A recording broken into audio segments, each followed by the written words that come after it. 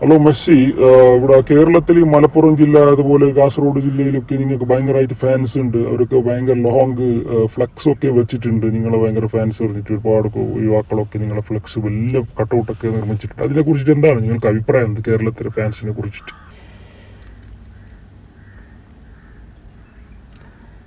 അത് ഞാൻ കണ്ടിരുന്നു. ഓർക്ക് എത്ര പറഞ്ഞാൽ മനസ്സിലാകുന്നില്ല. അതിൻ്റെ ആവശ്യം എന്തില്ല. ഈ കട്ടൗട്ട് എന്തിനു വെക്കുന്നത്? ആ പൈസ നിങ്ങൾ വല്ലതും ആര് പാപ്പത്തിന് കൊടുത്തില്ലെങ്കിൽ, പാവപ്പെട്ടവർ കൊടുത്തില്ലെങ്കിൽ നിങ്ങൾക്ക് അതിൻ്റെ പ്രതിഫലം കിട്ടട്ടെ.